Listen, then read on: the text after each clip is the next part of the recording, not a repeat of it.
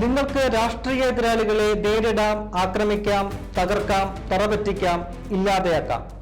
എന്നാൽ അത് നിങ്ങളുടെ ശരിയായ രാഷ്ട്രീയം ഒന്നുകൊണ്ട് മാത്രമായിരിക്കണം.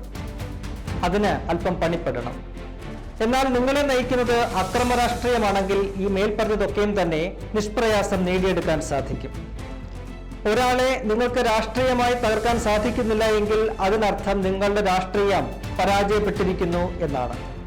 ഒരാളെ നിരന്തരം ശാരീരികമായി ആക്രമിച്ച് ഇല്ലായ്മ ചെയ്യാനാണ് നിങ്ങളുടെ ശ്രമമെങ്കിൽ അയാളുടെ രാഷ്ട്രീയത്തിനു മുന്നിൽ നിങ്ങൾ നിരുപാധികം കീഴടങ്ങിയിരിക്കുന്നു എന്ന് അനുമാനിക്കേണ്ടി വരും.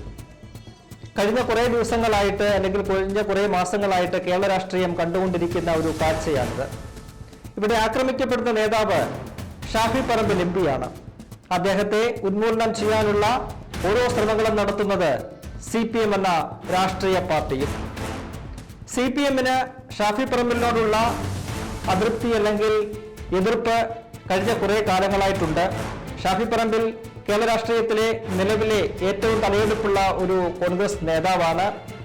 അസൂയാവഹമായ ഒരു വളർച്ചയും ഉയർച്ചയുമാണ് കേരള രാഷ്ട്രീയത്തിൽ അദ്ദേഹം നേടിയെടുത്തത്.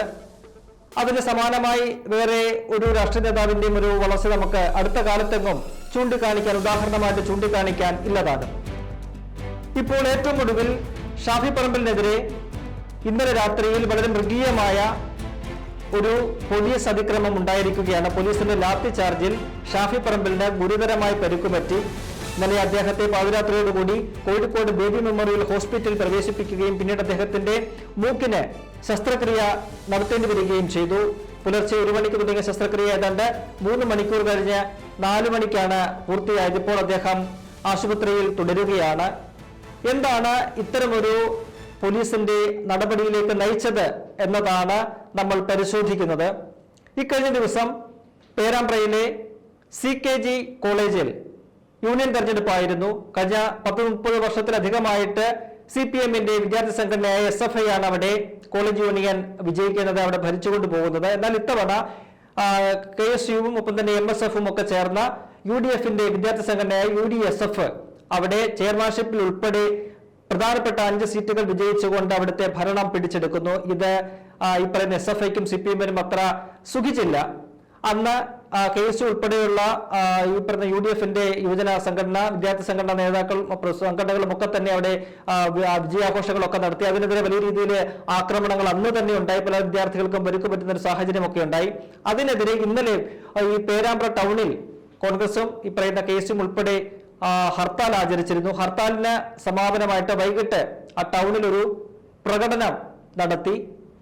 സമാനമായി അതേ സമയത്ത് തന്നെ CPMന്റെ നേതൃത്വത്തിലും ഒരു പ്രതിഷേധ പ്രകടനം ടൗണിൽ അരങ്ങേറി. അതിനവർ കാരണമായിട്ട് ചൂണ്ടിക്കാട്ടിയത് ഇന്നലെ പകൽ പേരാമ്പ്രയിലെ പഞ്ചായത്ത് പ്രസിഡന്റ് CPM നേതാവാണ്. അദ്ദേഹത്തിനെതിരെ കോൺഗ്രസ് നേതാക്കൾ ആക്രമണം നടത്തി, അദ്ദേഹത്തെ ശാരീരികമായി ആക്രമിച്ചു, ഉപദ്രവിച്ചു എന്ന് പറഞ്ഞുകൊണ്ട് അതിനെതിരായിട്ടൊരു പ്രകടനമാണ് അവർ നടത്തിയത്.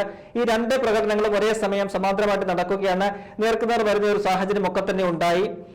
പിന്നീട് ഈ പറയുന്ന പോലെ കോൺഗ്രസിന്റെ ഈ പറയുന്ന റാലിക്ക് നേരെ അല്ലെങ്കിൽ ആ പ്രകടനത്തിന് നേരെ പോലീസ് ഏകപക്ഷീയമായിട്ടൊരു ആക്രമണം അഴിച്ചുവിടുന്ന കാഴ്ചയാണ് നമുക്ക് കാണാൻ കഴിഞ്ഞത്. ആ ആക്രമണത്തിലാണ് ഷാഫി പറമ്പിലിന് പരിക്കു പറ്റുന്നത്. ഈ ജാഥ നടക്കുന്ന സമയത്ത് ഷാഫി പറമ്പിൽ MPയോ അല്ലെങ്കിൽ കോഴിക്കോട് DCC അധ്യക്ഷൻ പ്രവീൺ കുമാറോ ഒന്നും തന്നെ അവിടെ ഇല്ല. അവര് മറ്റൊരു പരിപാടിയിലാണ്. ഇവിടെ ഇത്തരമൊരു സംഘർഷം നടക്കുന്നു എന്നറിഞ്ഞപ്പോൾ ഈ 2 പേരും അവിടേക്ക് എത്തുകയായിരുന്നു. തുടർന്ന് പോലീസിന്റെ ലാത്തി ചാർജ് നടക്കുന്നു. അങ്ങനെ ഷാഫി പറമ്പിലിനും മറ്റു നേതാക്കൾക്കും ഉൾപ്പെടെ പരിക്ക് പറ്റുന്നു. ഇന്നലെ രാത്രിയിൽ അദ്ദേഹം മുഖത്തുൾപ്പെടെ മൂക്കിൽ നിന്നും ചോര ഒലിപ്പിച്ചുകൊണ്ട് നിൽക്കുന്ന ദൃശ്യങ്ങളൊക്കെ തന്നെ പുറത്തു വന്നതാണ്. അദ്ദേഹത്തിന്റെ കയ്യിലിരുന്ന ടവല് അത് രക്തം കൊണ്ട് കുതിർന്ന് അതിന്റെ നിറം ചുവപ്പായിട്ട് മാറുന്ന കാഴ്ച കണ്ടു. അതിനെയൊക്കെ തന്നെ അപഹസിക്കുന്ന തരത്തിലാണ് സോഷ്യൽ മീഡിയയിലും അല്ലെങ്കിൽ മാധ്യമങ്ങളിലും ഒക്കെ തന്നെ CPMന്റെയും DYFIയുടെയും ഒക്കെ നേതാക്കൾ പറയുന്നത്. അതിന് ബഹുമതി വിട്ടുകൊടുത്തത് കോഴിക്കോട് സിറ്റി പോലീസ് കമ്മീഷണർ തന്നെയാണ്. ഈ വിഷയങ്ങൾക്കെല്ലാം ശേഷം ഷാഫി പറമ്പില് ഇങ്ങനെ ചോരയൊലിപ്പിച്ചെടുക്കുന്ന ദൃശ്യങ്ങളും ഒക്കെ വന്ന് അദ്ദേഹത്തെ ഹോസ്പിറ്റലിലേക്ക് കൊണ്ടുപോയി അവിടെ അഡ്മിറ്റ് ചെയ്തതിനു ശേഷവും കോഴിക്കോട് സിറ്റി പോലീസ് കമ്മീഷണർ പറഞ്ഞത്, ഞങ്ങൾ അവിടെ പോലീസിന്റെ ഭാഗത്തും യാതൊരു തരത്തിലുള്ള സാഹചര്യത്തിലുമുള്ള ലാത്തി ചാർജ് ഉണ്ടായിട്ടില്ല. ലാത്തി ചാർജിലല്ല ഷാഫി പറമ്പിലിന് പരിക്ക് പറ്റിയതെന്ന് സിറ്റി പോലീസ് കമ്മീഷണർ അടിവരയിട്ട് പറയുകയാണ്. മറിച്ച് അദ്ദേഹം പറയുന്നത് തങ്ങൾ ഈ പ്രവർത്തകരെ പിരിച്ചുവിടാനായിട്ട് ടിയർ ഗ്യാസ് പ്രയോഗിച്ചു, അത് വീണ് പൊട്ടിയപ്പോഴുള്ള അതിന്റെ സമ്മർദ്ദത്താൽ ഉണ്ടായ ചില ചെറിയ പരിക്കുകളാകാമെന്നാണ്. എന്നാൽ ആശുപത്രി രേഖകളിൽ പറയുന്നത് മാരകമായ മുറിവ് അല്ലെങ്കിൽ ആ മൂക്കിന്റെ പാലത്തിൽ പൊട്ടൽ സംഭവിച്ചിട്ടുണ്ട്. അത് ശക്തമായിട്ടുള്ള അടിയുടെ ഫലമായിട്ടുണ്ടായ ഒരു മുറിവാണെന്നാണ് പറയുന്നത്. എന്തായാലും ഷാഫി പറമ്പിലിന്റെ പരിക്ക് പറ്റി എന്നത് ഒരു യാഥാർത്ഥ്യമായ കാര്യമാണ്. പോലീസ് അത്തരമൊരു വേർഷൻ അവര് സൃഷ്ടിക്കുകയും ചെയ്യുന്നു. ആ സിറ്റി പോലീസ് കമ്മീഷൻ ഇട്ടുകൊടുത്ത വെടിമരുന്ന് അതിൽ പിടിച്ചുകൊണ്ടായിരുന്നു പിന്നീട് CPM-ന്റെ ഡിവൈഎഫ്ഐയുടെയും ഒക്കെ നേതാക്കള് സൈബർ അണികൾ അന്തം കമ്മികളൊക്കെ തന്നെ പിന്നീട് പ്രചരണം നടത്തിയത്, അവരുടെ ഒരു PR വർക്ക് നടത്തിയത്.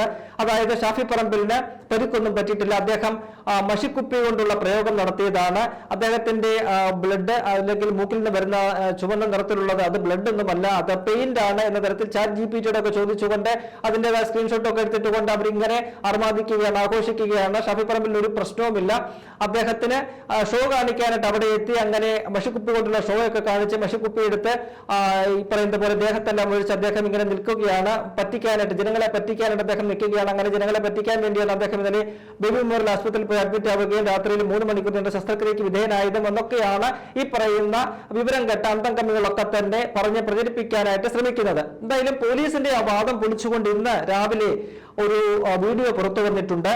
അതിനകത്ത് ഈ പറയുന്ന പോലീസ് നേതൃത്വം നേർക്കുനേർ നിന്നുകൊണ്ട് ഷാഫി പറമ്പിൽ മുൻനിരയിൽ നിൽക്കുമ്പോൾ ഷാഫി പറമ്പിൽ ഉൾപ്പെടെയുള്ള നേതാക്കൾക്ക് നേരെ യാതൊരു പ്രകോപനവുമില്ലാതെ വളരെ മൃഗീയമായ രീതിയിലുള്ള ലാത്തി ചാർജ് നടത്തുന്നുണ്ട്. ആ ലാത്തി ചാർജിൽ തുടർച്ചയായിട്ട് 2-3 തവണ ഷാഫി പറമ്പിലിന്റെ ദേഹത്ത് അടി വീഴും നമുക്ക് കാണാം. തലയ്ക്കും മുഖത്തും ഒക്കെയായിട്ട് അടി വീഴുന്നതിന്റെ ദൃശ്യങ്ങൾ, വളരെ പ്രകടമായ ദൃശ്യങ്ങൾ ഇപ്പോൾ രാവിലെ പുറത്തു വന്നിട്ടുണ്ട്. അതോടുകൂടി ഇന്നലെ പോലീസ് പറഞ്ഞ വാദം അത് തെറ്റാണ് അല്ലെങ്കിൽ അത് കള്ളം പറഞ്ഞതാണ് എന്ന് തെളിഞ്ഞിരിക്കുകയാണ്. എന്തിനാണ് പോലീസ് അത്തരം ഒരു കള്ളം ഇന്നലെ പറഞ്ഞത്?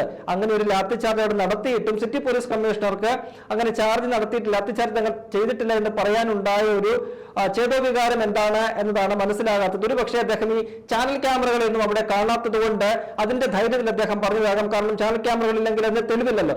എന്നാൽ ഇവിടെ ഇപ്പോൾ പുറത്തു വന്നിരിക്കുന്ന ഒരു മൊബൈൽ ദൃശ്യങ്ങളാണ്. അതിനകത്ത് വളരെ കൃത്യമായിട്ട് പോലീസ് നടത്തുന്ന നരനായാട്ട് കാണാൻ കഴിയുന്നുണ്ട്.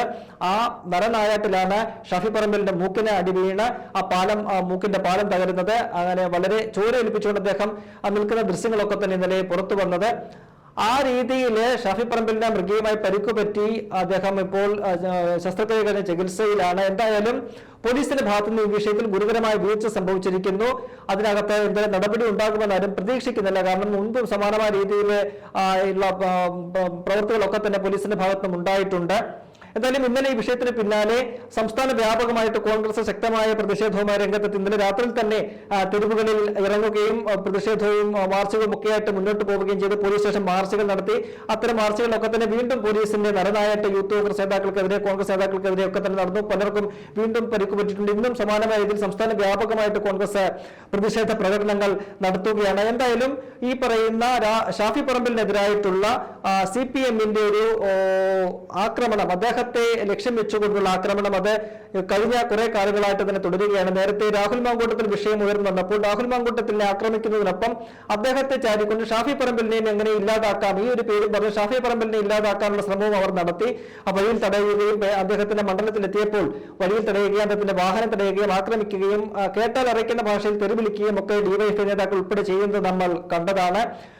രാഹുൽ മാങ്കൂട്ടത്തിൽ അദ്ദേഹത്തെ രാഷ്ട്രീയത്തിലേക്ക് കൈപിടിച്ചു കൊണ്ടുവന്നത് ഷാഫി പറമ്പിലാണ് എന്നതിന്റെ പേരിൽ ഷാഫി പറമ്പിലിനെയും അതിന്റെ പേരിൽ രാഹുൽ മാങ്കൂട്ടത്തിൽ കാണിച്ച തെറ്റിന്റെ പേരിൽ അദ്ദേഹത്തെ അങ്ങ് തീർത്തു കളയാം എന്ന വ്യാമോഹത്തിലാണ് CPM-ഉം അവരുടെ അന്തം കമ്മികളും സൈബർ കമ്മികളും എല്ലാം തന്നെ പ്രവർത്തിച്ച് മുന്നോട്ട് പോകുന്നത്.